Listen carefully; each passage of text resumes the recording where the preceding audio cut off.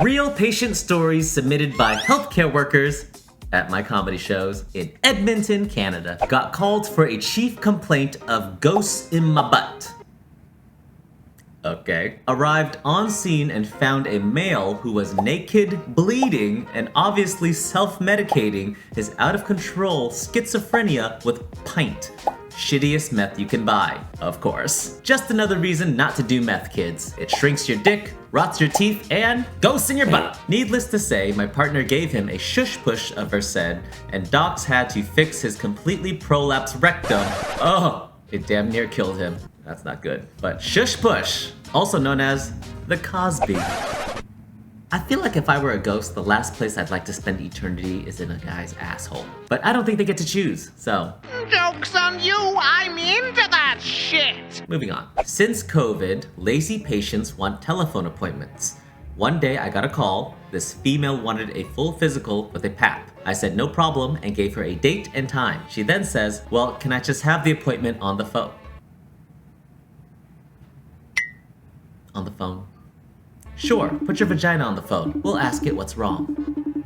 Okay, but you're not gonna like it. I had to hold my breath so I wouldn't say something back and get fired. I would have been fired. After about 30 seconds, I said, no, hun, we can't do a PAP over the phone. Well, we can try, but you're gonna need a mirror, a very large set of pliers, and perhaps a long Q-tip. Also, ladies, if I could hear what's wrong with your vagina over the phone, you're gonna need a lot more than a doctor. May I suggest an exorcist? Emotional, damn it! My favorite story to date happened right before Christmas a few years ago. It was 2 a.m. and we had to give intranasal ketamine to a 6-year-old prior to treating him. Intranasal ketamine is a medication we spray up patients' noses to knock them out. Well, they don't really knock out, they get really high. It's great for kids who have broken bones, if we ever have to put the bones back together, or if we ever have to put stitches in a kid's face. Keeps them real still. Great for 6-year-olds. Is it possible to learn this power? I had told him we needed to get him feeling better before Santa came. Aw, Santa. Meanwhile, we get a patch that EMS is on their way with an ETOH intoxicated patient that was depressed. Now I've got a small human tripping balls on ketamine, and who walks in with the paramedics but drunk fucking Santa, who is currently sobbing. Of course he is. After I composed myself, I told the student I had at the time to make sure the kid didn't see him, which apparently she interpreted as put this man directly in this child's line of sight. Hilarity ensued and I've never forgotten it. Now that's a trip to see Santa. I feel dead inside. Aren't we all? Can you imagine their conversation? Mommy, why is Santa crying? Because of what you did to make us come to the ER, you naughty child. This has got to be the worst way to find out Santa isn't real. You're not real, man. As a paramedic, I responded to a hotel for a male who was suspected to be deceased. Once we arrived on scene, we determined he was dead and requested the police remove the body. While we waited for the police, we found the male in question to be in possession of thousands of dollars worth of adult sex toys and paraphernalia. Thousands of dollars worth of adult sex toys and paraphernalia? How did you know how much everything was worth? Was there a receipt? Are you a frequent visitor of places that sell these things, Mr. Paramedic? I'll never tell. He also had a butt plug in and was wearing fishnet stockings and edible underwear. Again, how did you know? Who on scene determined it was edible underwear? Did one of the medics lick it to confirm? Also, how do you decide who licks it? Ha! You lick it. No, I don't think I will. We were required to wait with the body for 2 hours until the police came. Arrived, he meant arrived. I'm guessing there must have been drugs in the room too, but those didn't make the report, did they? Guess we know what the medics were doing for those 2 hours. I'm scratching myself. My titties... My nipples are up here, okay? Prove it. Beekeeper comes into the ER. Using a straw and honey, he put 5 alive bees in his anus. 3 were still alive, and this wasn't his first time doing this. Yes. Bees. Nature's vibrator. When asked if it hurts, he said, it stings a little. You could tell he was probably an anal beekeeper. Okay, but seriously, guys, maybe he was confused. Someone said anal beads and he thought anal bees. We don't know. Let's give him some credit. It's only logical. Oh, he knew. When I was a new RN, I once went to this shady-ass hotel downtown to see a patient for her spider bite wounds in her groin. Ooh. She was asleep and naked when I went to her hotel room. She opens up her legs and I get down to cleaning and dressing her wounds. I notice some white crusties on her unshaven vajayjay. What? Why? I can already tell this is gonna be bad. After I was finished, I saw something moving around next to her under the bed sheets. I realized the white crusties were dried up semen. No! Ow!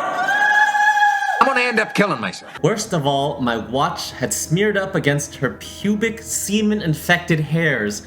I was so disgusted, I threw the damn thing in the hotel foyer garbage can. Just the watch? I would have thrown that whole arm away. Imagine the janitor walking around the next day with a brand new watch. Oh, it was a little dirty, but I licked it off. How did the RN not notice the whole other person in bed with her? Like, screw the watch, get some glasses. Also, what app do you use to order medical services to shady hotel rooms? DoorDouche? X-rayed a farmer who had been working for 3 days with his injuries. His shoulder was attached at the joint and broken in 5 places. He didn't think it was broken. You know what they say, if it ain't broke in 5 places, don't fix it. How did this farmer keep milking cows with a broken shoulder for 3 days? Guess he didn't have farmer's insurance. Okay, seriously though, guys, farmers are tough people. If a farmer walks into your ER, you know it's serious. We're all gonna die!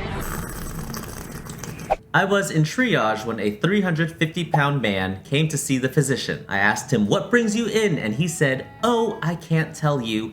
I need a doctor." I told him I need to know your complaints so that you can go to the right space. He says, "Well, my girlfriend told me it was a good idea to put my balls in bleach and then wear latex pants on top." Excuse me. Why are you the way that you are?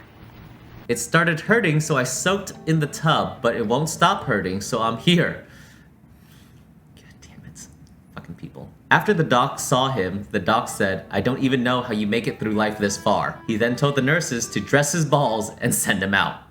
Okay, dress as in tape and gauze, not an actual dress on the man's balls. Something tells me this guy's girlfriend definitely doesn't exist. I delivered a blow-up fuck doll to his house. The good news is, his balls are now clean enough to eat off of.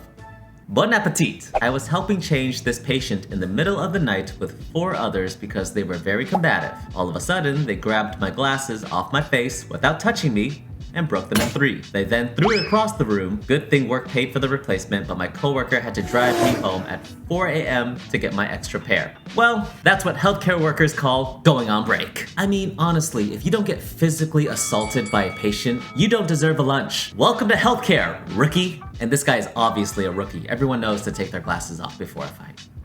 Ready for battle!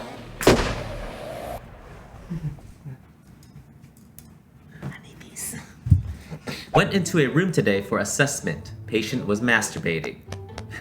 Patient was 78 years old. Assessment over. Why are we still here?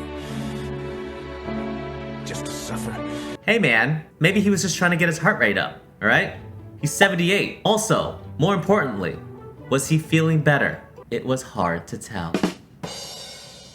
Look, I get it, alright? If I was 78 and somehow got a boner, I'm not letting that go. We are taking full advantage of this miracle. You wanna borrow some of my lube? The time a patient brought a fake grenade to the emergency room and we had to evacuate the entire hospital. I love you, good boy. Wow. Some people really will do anything to be seen first in the ER. On the bright side, it wasn't up his ass. And that, my friends, is a big win for the emergency room. Thank you for watching. I am currently on tour right now. Cities and ticket links are in my bio. I hope to see you soon, motherfuckers. Bye.